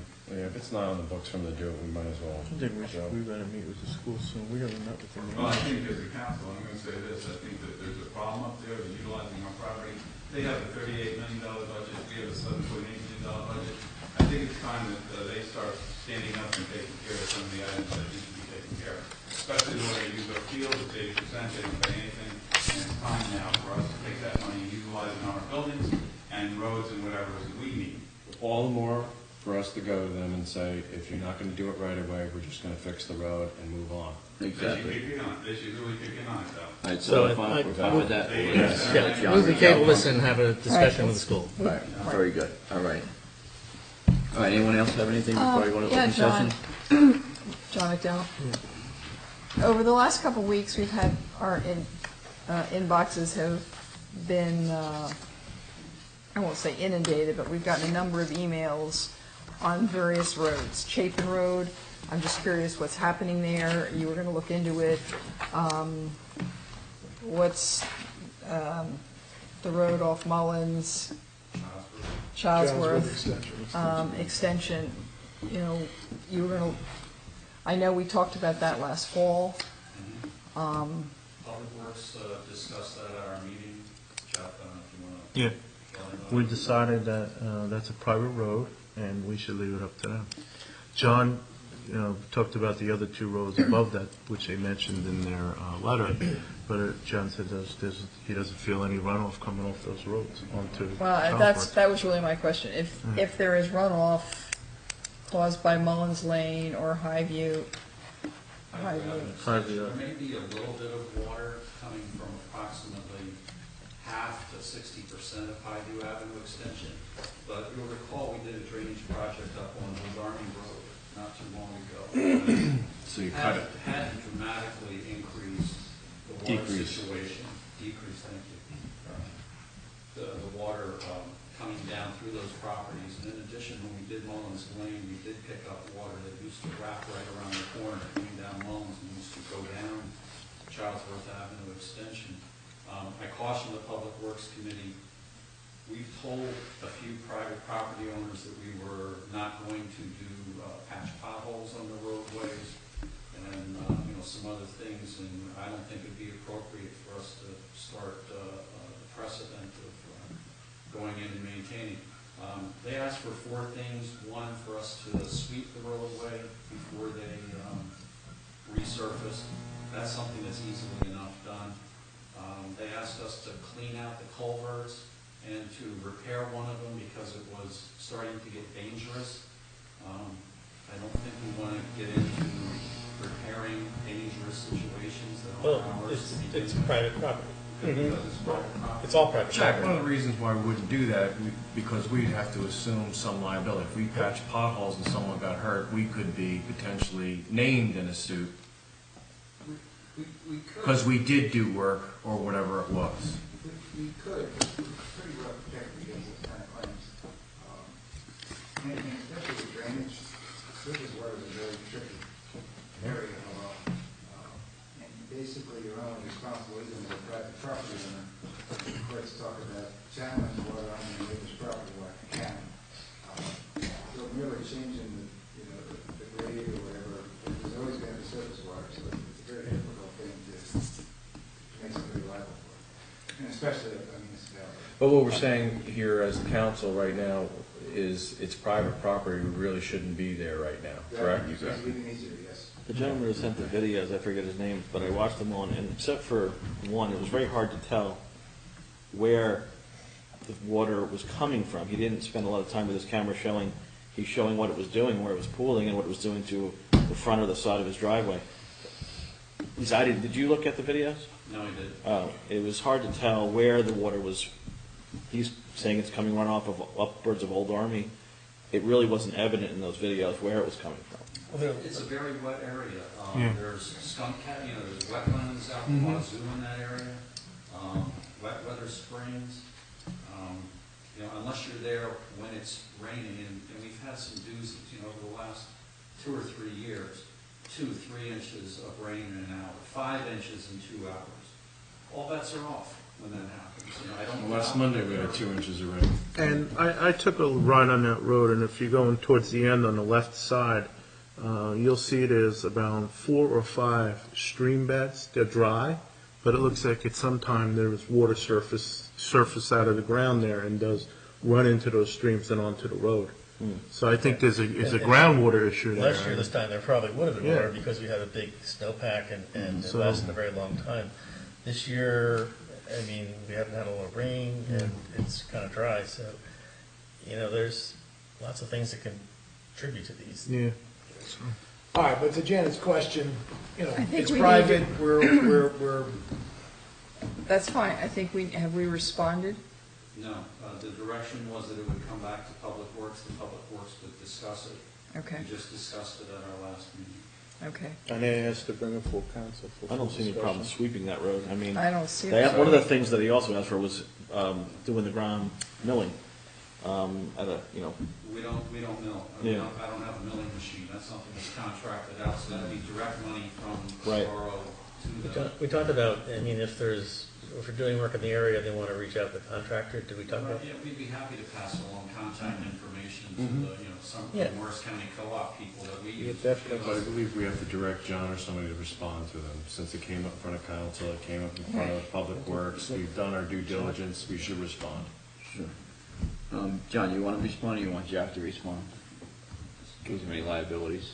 I say we send the street sweeper up when they want to have it done. But I do think, we do have a street sweeper. If we could help them out, I agree. it would be appropriate. What about Chapin Drive? When Chapin, Bob Brightly and I went up and met with the property owner, there's an old culvert pipe that went through one side of the roadway onto their property. They have since, I didn't realize it was that long ago, about somewhere between 5 and 7 years ago, installed a hedgerow and installed a bunch of French drains. The French drains were clogged. The homeowner was amenable to us extending the drainage and going through their property. Their property probably isn't the most appropriate place just because of the way that the topography is. Just over from them is a better place that looks like the water would not cause any problems for anyone. I'm going to reach out to that property owner to see if they would agree to give us an easement to discharge the water. Okay, and we've been in Where did- communication. Where did the pipe go before? It just went onto a field. Onto the field before they improved the field. Correct. And they Okay, so, but when building the field, it did make some changes. Yes. Okay, so, hopefully we'll get that easement from the neighbor, because that would be a lot easier. But is that something we'll be able to do this year? Yes. Oh, great. So, Any other questions? All right, I'll open second open session for the evening. Anybody from the public wishing to be heard? Sir? Good evening, Mayor, Council. My name is Rob Walton. I'm the area manager for the Single Power Light. Just want to come say hello for the face to a name. Make sure you all name our certifications. Hopefully they're very soon far between, but we'll be all name them. I've been on board with JC Canal since November. Prior to that, I was in sales, technical sales. I've also served as a councilman in my hometown, with the mayor of Hampton Borough for a few years. Also served as a county freeholder in Hardin County. So I know what it's like to be that side of the dais. I know what it's like to yell from the holler JCP now, and hopefully, by having that experience, I'll keep that to a minimum between you and me. A couple of policy updates we wanted to tell you about. We any tree trimming activity, the JCP will now give you 60 days notification to the municipality before we do it, then 30 days notification, and then 2 weeks beforehand, our contractors go around and put the door hangers on the doors, let the neighborhood know what trees we'll be doing. And that gives you an opportunity from your website to get feedback from your residents as to what issues you might have. We are looking to site a substation in this general area, this St. Louis area, which hopefully will help provide redundancy and reinforce the infrastructure here in Bernardsville and make it even better. And I'll certainly answer any questions if you have them. I want to thank you for all the alerts and everything. You guys are really on, constantly, and it's great. You're doing a great job. And we have breakfast next week, maybe, all right? Where's the substation supposed to be located? We haven't exactly settled on a piece of property yet, but it is in the general Warren, Watchung, close to the Warren area, near 78. Okay. That's it. Thank you. Good. So when is tree trimming going to start? We're not expecting a tree trimming in this neck of the woods this year. We do a 4-year cycle, and I believe your municipality is not part of this 4-year cycle. We are doing Warren, Watchung, Long Hill, part of New Providence, and into China Township. So I think you did a heavy one after. I was going to say, the Sandy hurricane. did a very good one for you. Actually, Sandy, in the winter storms before that. Yes. Yeah, but that's- John, you don't know of any trees that need to be trimming, do you? Anywhere? Peter Burke was a few days ago. So maybe we should communicate with Mr. Walker. Certainly, if there's anything you need or anything hazard for marijuana, you want to know about it, we'll send a crew out to look at it and we'll address it. Great. All right. Thank you very much. Thank you. Thanks. John, I have some to ask you this Kevin, have we heard any more from the New Jersey I Electric? did actually. New Jersey, what was the group that came, that's putting the No, they're cooperative? looking for us to adopt a resolution, but right now the council I wouldn't seem very did not interested. seem interested after their presentation. I thought we were. No? Oh. No. Cool. You hear what Jen asked about the energy aggregation? I didn't. I think Okay. your answer was probably correct. Mm-hmm. Okay, that's what I think. You didn't vote on it, but Yeah. there weren't a lot of, It's not wasn't a- a groundswell of enthusiasm Um, from your colleagues. Okay. Okay. All right, closed session. Jack or Ralph, will we have anything coming out of closed session? I got one. Oh, we session back up. I just said open session, yeah. Yeah, okay. I took a paper last week about the library situation and to thinking of approving, have you approved them to move the history room to the basement? They haven't come forward with what they want to do. It's active. Okay. There's, the school, in recent, I talked to the school about their new library, $3 million, changing, taking the library from there to moving. And I asked the question that, if you're moving, why are you moving the library when the bookshelves are mostly empty? And the same thing, we have a lot of empty bookshelves at our library. And this discussion about moving the library is going to cost us a ton of money. Why can't they condense? Why can't we condense? Moving the history section is going to cost a lot of money because that room is a special room. It's all community controlled. Last I heard, they don't want to do that, by the way. Okay. Yeah. So then That's not final, but that's what I heard. But I go back to utilizing any of the spaces possibly rentable, and that we can then get whatever $27 or $30 a foot. Please consider that. There's a lot of things that can be done. In my discussions on both sides, the library is saying they get inundated by high school kids that come over because the high school library closes at 3:30. In the conversations with the facilities committee, I asked, what's going on here? Why do you close the library at 3:30? What's so important about building a new library if you're not going to have it open? If you don't need the shelf space, stay where you are, but open it for those kids that are inundating our library and costing us to man it, pay people and whatever, while you're not. So that through the facilities committee, that did come up in our discussion. So I think that, I just hope that you hang on to all the property there and we rent it for the funds that it should produce to help us offset our budget. We are trying to rent it. Yeah, I Except- don't see any signs, I don't see any, but that's something you're working on. It's actively. Yeah, we just approved Silver. Okay. Last meeting. Yeah, last meeting. The other thing I want to talk about is Are you finding a lot of takers at that price, Joe? I mean, I would say that spot you should be able to get from $26 to $30. Underground, no windows of any kind?